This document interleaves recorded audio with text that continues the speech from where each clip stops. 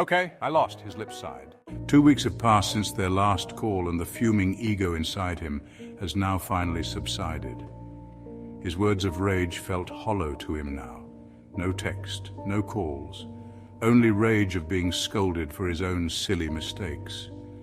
With all the things swirling through his mind, the guilt of being in solace surrounded by the huge walls of depression haunted him the most.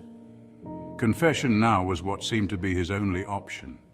With a heavy heart and moist eyes, he picked up his phone and swiped to unblock the digits he would never forget in his entire journey on this planet.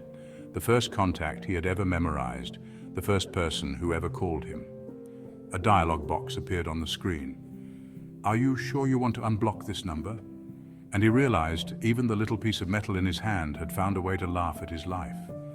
5 seconds passed, and his fingers struggled between unblock and cancel. With the loud hustle in his mind, he closed his eyes, wishing desperately to turn things back. "I wish it never had happened."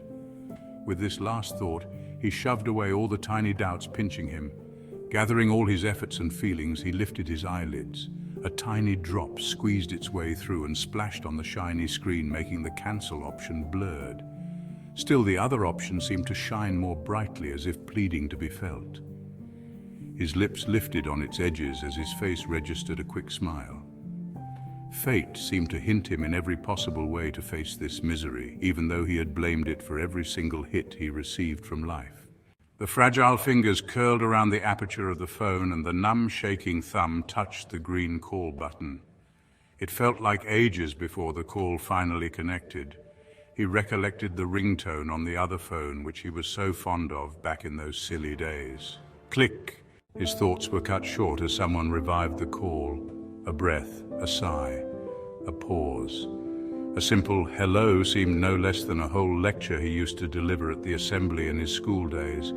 His choked-up throat mustered up every bit of courage left in him as his lips trembled. "Dad, I am sorry, son. Please, after all this..." His eyes swelled up, cascading, the impending flow of tears running down his cheeks. His already heavy heart felt itself being crushed to pieces. His shaking hands found it difficult to hold up the phone. As for his lips, they were glued by the lack of words to respond. All he wanted now was an apology from his dad to break his already cracked-up heart.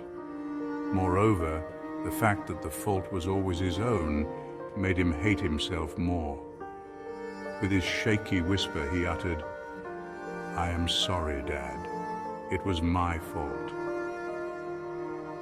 That day, he never knew if the glass was half empty or full, but the liquor surely failed to display its effect on the other end. "Come home, son," the grave, broken voice choked up. And though he wanted to say more, his lips curled up tightly, struggling desperately to fight up the flood of tears trying to smash their way through the weak fences of his eyelids. Silence spoke at both ends again. A breath, a sigh, a pause. The clock ticked louder than the rain outside, as if the clouds themselves were trying to cry and spill out their feelings on their behalf.